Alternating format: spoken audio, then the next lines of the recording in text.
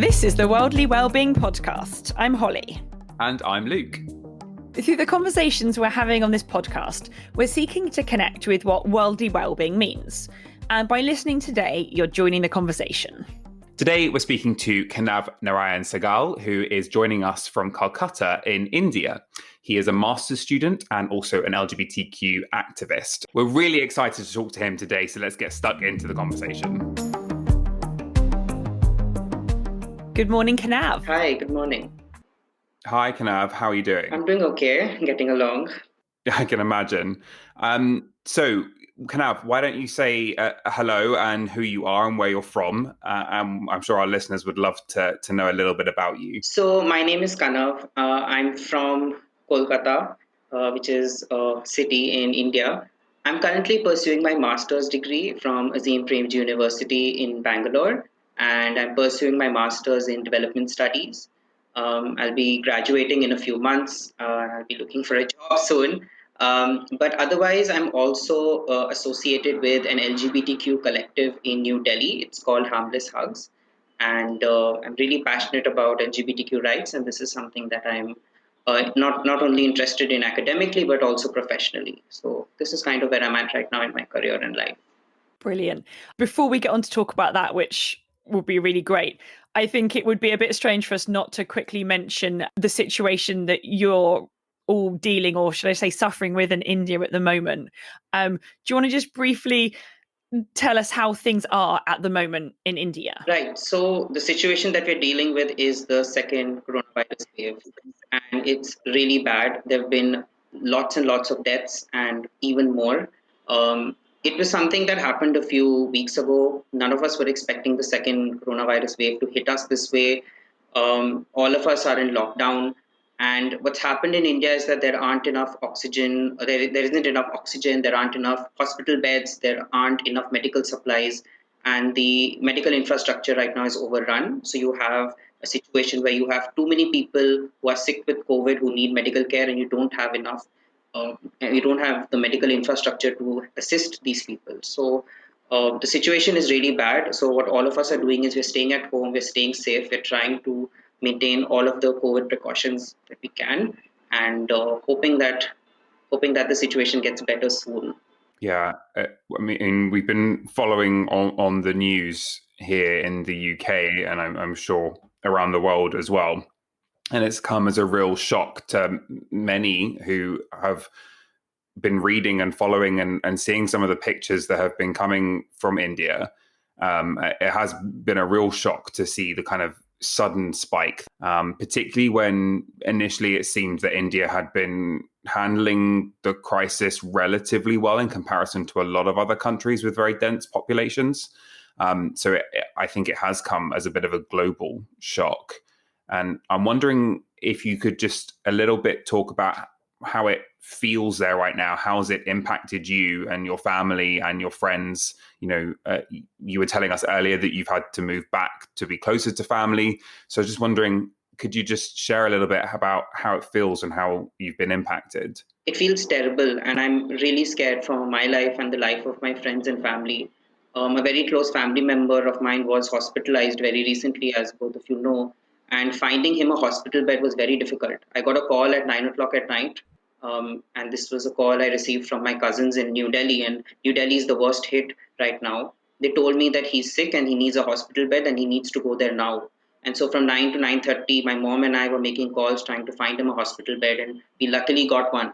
And it's been really bad because a lot of people I've spoken to on the phone have told me at least one person who has either died because of COVID or who is in a very serious state, who needs immediate medical care. So it is extremely worrying. But I am happy that I'm at home with my family, and most of my family members are now doing better. That family member I spoke about, he's recovering right now, and so I am grateful. And the situation is improving a little bit. We do have a few more hospital beds available. Oxygen is also now slowly but steadily becoming available. And medicines are also slowly but steadily also becoming available. It wasn't available a few weeks ago. So it's improving, but it's happening very slowly. And I just hope this nightmare ends very soon. Oh, I'm pleased to hear that there's some specks of light on the horizon. What just sounds like a really dark time. So yeah, we're sending all of our, I'm not sure what we can send you, but if we could send you all the positive and all the love, it's coming down the airways. That's all we need right now. Yeah, for sure. Good vibes. Yeah, I think given the kind of the context that India currently finds itself in, we're really grateful that you have been able to find the time to come and talk to us today.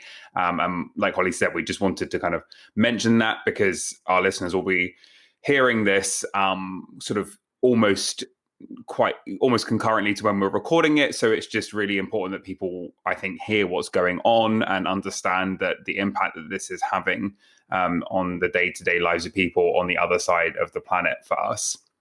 So thank you. You mentioned earlier that you are passionate about LGBTQ rights and inclusion. And I wonder what that looks like for you, and if you might talk a little bit more about that to get us going. Yeah, so I was never really interested in LGBTQ rights and inclusion before. It was only when I started attending activist meetings in New Delhi, and this is something that I started involving myself with a couple of years ago. I had gone to study in Canada back in 2016. And when I went to Canada, I had no idea about the fact that Canada was a very LGBTQ inclusive country. I was a very closeted person back then, and I wasn't aware of what LGBTQ politics looked like.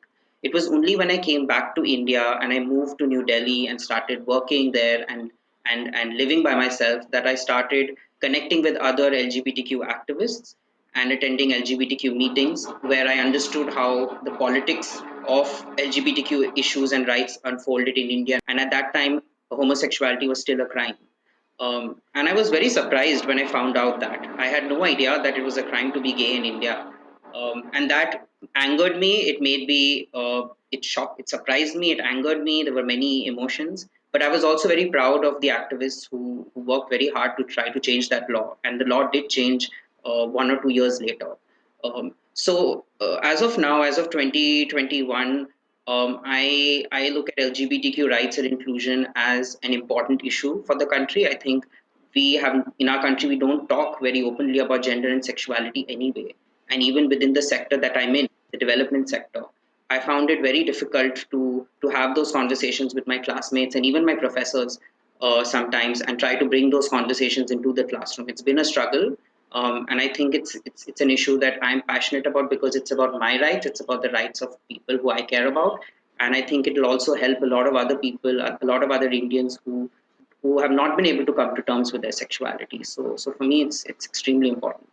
I guess there's something really symbolic and great about the change in the law, but it sounds like that's just the beginning of the movement and the change. But there's a lot of work to be done. Yeah, absolutely. I mean, the fact that the law changed doesn't change the fact that homophobia remains in the country, right? And the same goes with other forms of phobias. Phobia against bisexual people, asexual people, gender non-conforming and transgender people. The law was changed by 5 judges sitting in a courtroom in New Delhi. It was not changed by the mandate of the general public. And that means that the general public still remains as homophobic, as transphobic as they were. It's just that because the law has now changed, you can now no longer go to jail because you're gay. And so that is basically what the change has looked like. There have been other qualitative changes, however. For example, Bollywood has stepped up and has released a couple of movies on same-sex love. You have small directors making small-scale art films on homosexuality and transgender rights. So you do see a little bit of change in the media. You do see a little bit of change in mindsets and mentalities. But on the whole, you rightly pointed out, Holly, that changing the law is not enough, and that it is just the first step. There are so many other issues that we need to speak about that we just haven't really reached yet. And so the path ahead is still really long, and there's a lot more that we can do. Yeah, I think for me personally, I feel like I have a personal connection to this in a different way, in that I am a gay British man, and my understanding and my own academic research leads me to the conclusion that a lot of the laws in India and in other parts of the former British Empire exist because of our interference. And the kind of colonial mandates that existed then, the legacies of those exist and still in many countries exist as a kind of a colonial hangover. And so that sits really uncomfortably with me as someone who lives in a country where, a few years ago, I married my partner. I have the rights and freedoms of any other person and have done for years. And that's not to say that the UK has always got it right on LGBTQ rights, and it still gets it wrong, particularly for trans and non-binary people at the moment.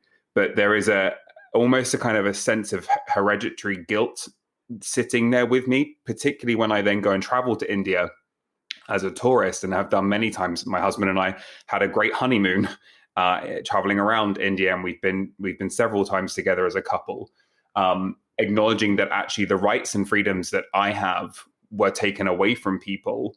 And then now when I travel, I get treated in a way that perhaps local gay Indian men would never be treated. So my husband and I checked into a hotel. We told them we just got married, and we got treated probably very differently to how if an Indian couple had said they were together. I can just imagine that they would be treated very differently to how two white tourists were treated. So I wonder, for you, do you see that? Is that a fair representation of what I've just said, sort of the legacy of colonialism, and then how that then is lived out today in India? It is. In fact, there's a scholar, an Indian scholar. Her name is Ruth Vanita. She's currently a professor of anthropology, I believe, in the US. She's written extensively about this, and many other Indian scholars have written about how the colonial exercise inputted various laws in Indian statute books, and one of them was the Indian Penal Code, and IPC 377 to be particular. And this was the anti-homosexuality law that I was alluding to a while ago. And the strange thing is that this law took a new avatar or a new form, where even after independence, people in India took it upon themselves to protect and to treat supporting homosexuality and supporting LGBTQ rights as something Western. So it was very strange how there was nothing Indian about this law, and yet we hung on to it. And so it became an argument about Indian culture and Western values, where the dominant discourse in not just the courts but also in the media was that supporting gay rights was a Western idea, but keeping this horrible and archaic law was somehow preserving Indian culture, which is so bizarre. And thankfully, it took a long time, but thankfully the law changed, and I think we are slowly moving away from that discourse. But that discourse remains in various other countries that used to be British colonies. And so the battle that India has won is still being fought in other countries.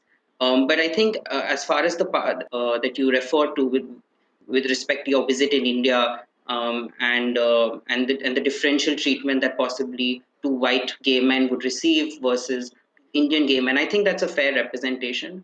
And I think it for a lot of gay men in India, coming to terms with their sexuality is difficult. Coming to terms with telling their parents about their sexuality is also difficult. So you can only imagine for two gay men who are in a relationship to go to a hotel and to tell the staff at the hotel that they would want a hotel room. It's very difficult. I don't think too many people would have the courage to do that here. And so it is unfortunate, and I think it will take us a long time to reach that stage where we will see a greater acceptance for gay couples as well. Kanav, you mentioned earlier Indian culture and Western values, and I'm just intrigued by these two concepts. Can you maybe explain to me, like, how do these merge? Is there a tension? What do these two concepts look like in India today? And can you talk a little more about that? It's a really difficult question to answer, because at my university we did spend a lot of time talking about Westernization. To be very honest, if I were to answer this, if I were to even try to answer this, what I would say is this: that as far as LGBTQ rights are concerned, the argument has been that supporting same-sex marriage, supporting gay rights, supporting transgender rights it's been argued that this is a Western idea. This is not something that you see in Indian culture. The argument has been that Indian culture is heteronormative, cis-normative, that LGBTQ rights, gay marriage, transgender rights, these things are not a part of what it means to be quote-unquote Indian. And this is very problematic because, as I mentioned before, scholars like Ruth Vanita have actually looked at various literary texts like the Kama Sutra, which talks about sex, and I found that it's absolutely false. There are various temples in India, for example, that do depict erotic desire, and the Kama Sutra is another book that talks about sex and sexuality in a very progressive way.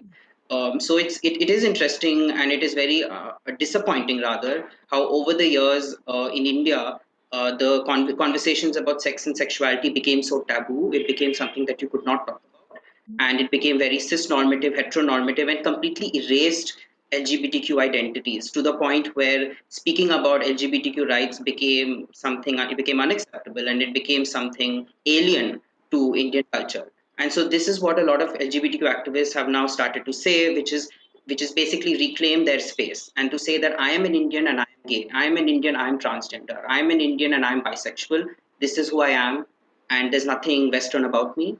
And I think those kinds of arguments really helped change the law. And I hope it changes other laws as well.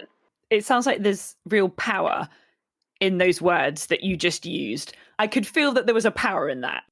Correct me if I'm wrong in this, but what you were saying was that the part of the Indian heritage or culture is openness, is talking about desires and sexuality, and maybe you can help me a little bit with that. But it's sort of the irony that actually that's all there. That's part of being Indian. Yeah, I do want to mention though that Indian culture, as we call it, has not always been very accepting and diverse. I do want to mention at the outset that the caste system is unfortunately a very problematic form of social stratification in India. And I do want to also mention at the outset that I belong to the dominant oppressive caste, the Savarna caste. And so when we talk about LGBTQ rights in India, what a lot of Dalit, Bahujan, and Adivasi queer people, LGBTQ people talk about is that LGBTQ activism is usually dominated by people of dominant castes, and that we don't engage enough with this aspect of Indian culture, which is the caste system.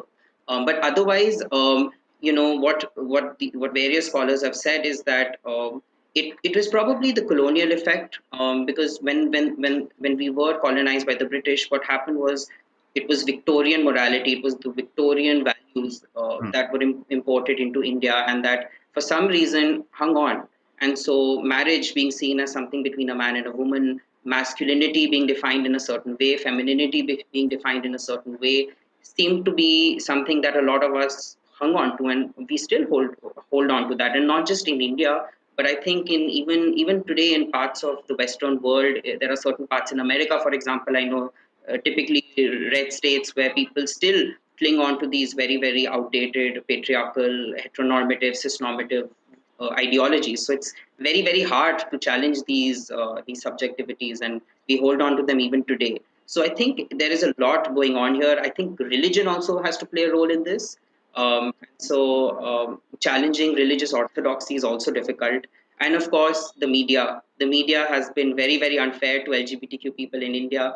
And it has only been recent or fairly recent that Bollywood and, movies, various small scale movies and films and TV shows have started to try to depict LGBTQ people positively. So there are so many actors that are required to bring about change, and it's not easy. I mean, there are a lot of complex layers going on there, Kanav. You mentioned the kind of Victorian morality piece, and I think that's really interesting because it's something that I think Britain still struggles with. This Victorian sense of morality and the kind of what you should and shouldn't do in the bedroom and who you should and shouldn't do it with. That still is something that is very much part of British culture today. They're kind of, we just don't talk about these things. And then the impact that has had on other countries too, particularly those that were formerly colonies of the empire. And it makes me then think, it kind of then leads into what you were talking a little bit about caste and how the British saw the Indian caste system as gold. They saw a structure that they could utilize and make work for them, and then actually transferred that to other countries around the world to try and keep people in order and in their place. And then that makes me think about the importance of intersectionality and the importance of, you were touching on, ensuring that the Dalit caste, these different people have their place and their voices can be heard. And we're seeing something similar in the West, in the UK and the US, particularly when it comes to queer identities, and ensuring that racism, that Black voices, that Asian voices are heard in these discourses. And I wonder then, what does it look like in India when we're having these questions around intersectionality, the impact that LGBTQ rights can therefore have on the inclusion of other people, whether it's those from the Dalit caste or, women or those with disability. I wonder if there's space to explore what that might look like in India too. So just before you answer that one, Kanav, I don't know if I speak for other people, but I don't actually know what the term intersectionality means. Does someone mind giving a quick explanation? Thank you. Yeah, for sure. So the phrase itself, intersectionality, was coined by Kimberly Crenshaw in the late 80s. And the work that she did on that initially is in an article that can be found online. You just Google Kimberly Crenshaw intersectionality, and we'll put this in the show notes as well. And in that, she goes into detail about what intersectionality is and the impact it has. She's also recorded TED Talks on this. But the shortest way to describe it is to think of it as a framework to understand how the different aspects, the different parts of a person's social, political, economic identities all come together in different ways of discrimination and privilege.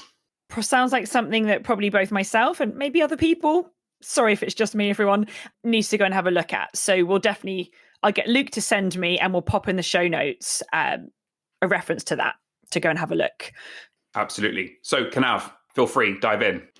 So yeah, Luke, to answer your question, I think with intersectionality in India, there's a long way to go as well.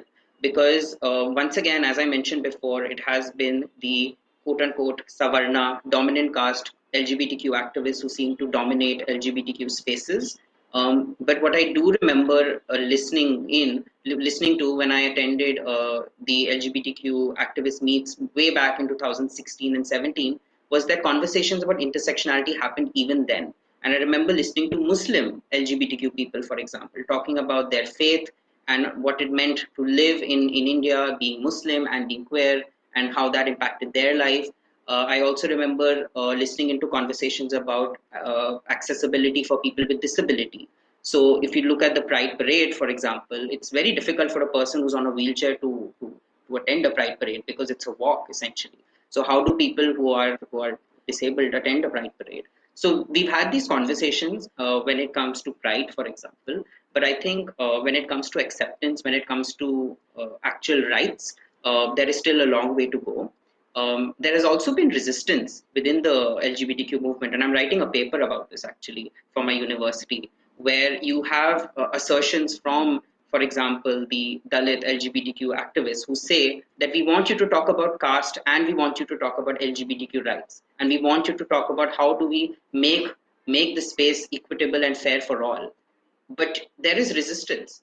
And I think it's very similar to the example that you gave about race. And so these are very uncomfortable questions because it means that people like myself who have privilege need to question our own privilege, and it's not an easy thing to do. And the same issue, and you see the same problem with women, for example. Again, the LGBTQ space is mostly dominated by men. You don't have enough women and trans men, non-binary people in these platforms in positions of power. So it's important to keep asking these questions, and it's important to bring these intersectionalities up. Otherwise, the LGBTQ movement will become a movement which will have its own layers of inequalities, and we would not want to reproduce these inequalities within a movement that claims to talk about making society more inclusive and fair. It's hypocritical. What are the differences, or how would it be different for a female and a male who identifies as homosexual in India at the moment? So it's really interesting that you asked that question, because my research topic for my master's thesis, rather, which I'm going to start working on from next week, actually looks at this question. But I have done a fair amount of literature research on this already. What I will say is that it is different for men and women in India, for homosexual men and women in India. I think one major, I think that one aspect where it really differs is when we talk about marriage. So marriage is, unfortunately or fortunately, depending on how you view marriage, a very central part of life in India. Heterosexual marriage, to be precise. You're expected to get married to someone of the opposite sex, and marriage in India is typically arranged by the family. And so with women, what happens is most women in India are compelled to get married at an earlier age than men, and they have less say in marriage.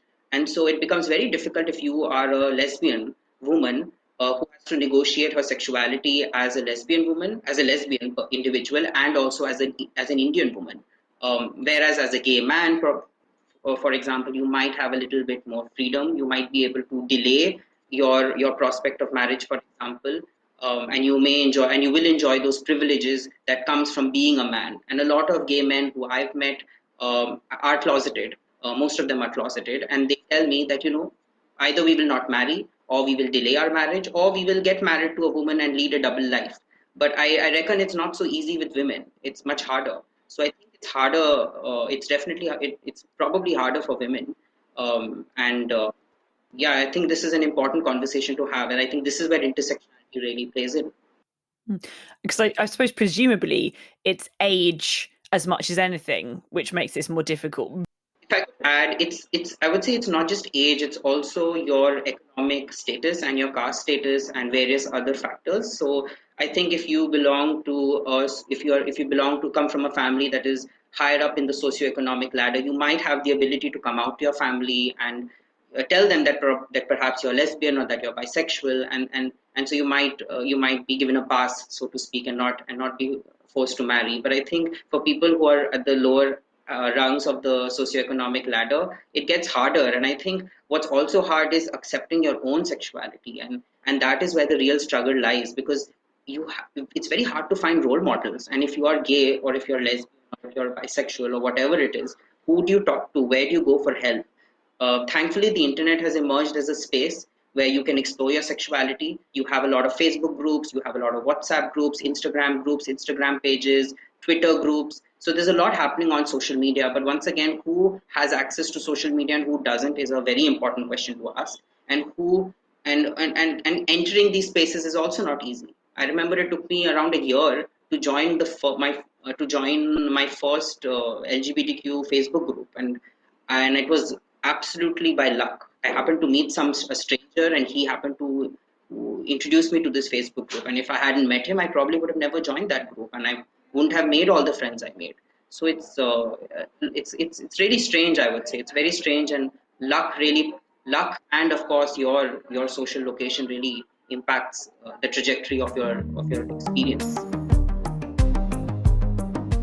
I think that is a nice little segue into what my next question was going to be, which is, you mentioned earlier on we were talking about the power of kind of individual identity and staking a claim to your own identity. And then you were just a little bit there talking about your own personal experience. And I wonder if you would feel comfortable in sharing a little bit more about your journey to kind of accepting your sexuality and your coming out process, what that looked like for you, given all the other things that we've just been talking about context and what it's like in India. Yeah, absolutely. So, as I mentioned right at the beginning, when I went to Canada to study, I was very closeted, and I didn't even know that Canada was an LGBTQ friendly country. It was only when I came back to India and started attending these activist meetings and started reading up more about homosexuality and LGBTQ rights that I started to recognize the importance of my own identity. And I remember meeting people. I used to go on many dates. I had a great time interacting with gay men. And I would always ask these people who I met the same question: are you out to your family? Are you out to your friends? What would you do if you were in my position? And I received very, very different answers. And mind you, at that time it was a crime to be gay. But I think it reached a phase in my life where I decided that I had to tell my family, because I was leading a double life, and it was taking a massive toll on my mental health. And so I remember one night I sat down with my mom and I told her that I'm gay, and it was a very difficult experience because it could have gone either way. She would either accept me or she would not. I took the risk and she accepted me, and I was very happy. And I came out to my brother the same day, and yeah, it's been amazing. Ever since then, ever since I came out to my family, I felt that I had the confidence to come out to other people. So I told my friends. I wrote a blog article and I got that published. And I think what's happened over the past few years is that younger LGBTQ people have now started approaching me for guidance and advice on coming out, and also with questions about what these various identities mean. And I find it very overwhelming sometimes, but I also think it's a matter of privilege that I have, which I feel I have the responsibility to own and accept and use wisely. I do have a YouTube channel as well where I upload videos very rarely about LGBTQ issues. I do it simply out of fun and passion. And so it took me a while to accept myself, but I think it all boils down to you realizing that there's nothing wrong with you, and that you need, and just recognizing that is very difficult. And of course, having role models, having people you can look up to. For me, it was definitely the activists I interacted with early on in my career. It was all those gay men I met on dates. They actually did help me in and at that and oddly enough, at that time, that was not my intention. My intention was not to look for role models, but it just happened, and I'm very grateful for all of those experiences. Thank you for sharing that, Kanav. And it's really wonderful to hear you're now a role model. And it's really important, I think, for all of us to sometimes just stop and look back and realize that there are people or experiences in our lives which have shaped us. I'd love to talk so much more about loads of things you've just brought up. And I think role models is something because they're actually so key in our lives. I'm just wondering, for you, obviously, since coming out and since really engaging, and you've seen a lot of change, I guess, in your personal life and in India in general. What does the next decade hopefully look like? What would you like it to look like? Maybe personally, as well as if we could go a bit broader. Yeah, I think the first thing that comes to my mind is I really want the coronavirus pandemic to end. Agreed. Yeah, this is something that has really done a lot of damage, not just to the LGBTQ community in some sense, but to all of us. I mean, there's just no doubt about that. For example, the Pride Parade stopped last year, and I don't know if you're going to have another Pride Parade. And I think everything is now pushed online, which also marginalizes those LGBTQ people who don't have access to internet. And in India, there are lots of people who don't have access to internet, and a lot of people who are not fluent in English. And so most online spaces in India, Facebook, Twitter, etc., are mostly the medium of conversation and instruction is English. So there is definitely a digital divide that we need to talk about when it comes to access to information. And unfortunately, all of these inequalities have been exacerbated because everything has now moved online. But apart from that, I think in terms of LGBTQ activism, there's a lot that can happen in the next decade. We recently had a debate about same-sex marriage in the Delhi High Court. It didn't go too well. The central government refused to accept to legalize same-sex marriage. But I think these debates will continue. There is so much that can be done. I mean, we don't have an anti-discrimination law. We do not have laws that recognize civil unions. Forget same-sex marriage. We don't have laws that recognize civil unions either. We don't have laws that prohibit employment discrimination. We don't have adoption laws for LGBTQ people. So there's a lot of work that can be done, and a few politicians have stepped up and are talking about these issues in the parliament. So there's definitely a lot of room for improvement. The media has started talking about the issue more sensitively. You have TV shows and movies that are being released every year on LGBTQ issues. Some of them are problematic, some of them are not. So once again, there's a lot that can be done. And I think personally as well, this is an issue that's important for me, and I do hope to get involved with this more intently. Unfortunately, the sector that I'm a part of, the development sector, typically looks at gender as a binary, and in India, women's rights and gender empowerment typically looks at heterosexual cisgender women as their subjects of empowerment. So I'm yet to find an organization that works on lesbian rights and bisexual women's rights with a lot of emphasis and force. There are hardly 2 or 3 organizations that do that. So I might have to start my own organization. That is definitely something that I have thought about. I would not want to commit to it at the moment, but there is a lot that I think I can do as well in a more tangible manner to further LGBTQ rights in my country. It sounds like there's so much hope and there's so much promise of what can come. And often with these things, it's education that's key. It's constant individual personal growth. What am I reading? What am I listening to? What am I digesting to ensure that I'm growing? But then also kind of societal education. How are we learning and growing with one another and challenging each other as well to keep growing? And how are we holding our politicians to account? We started this conversation when thinking about COVID. That is something that the politicians of India, the government of India, need to be held account on, and how they have how they've managed this. But also more than that, rights for LGBTQ plus people, rights for marginalized castes, rights for marginalized ethnic groups in India. All of these things we need to hold each other to account on so that we can ensure that we grow. And part of that definitely has to be rooted in education and understanding of the other. And I would just say, as we've learned from this conversation, I need to continue to educate myself a little bit more on these things. But thank you, personally, thank you, Kanav. And, thank you on behalf of the podcast for sharing and giving us a little window into what your world looks like right now. It's been really helpful, and it's really made me want to go and learn and look and share a little bit more. So thank you.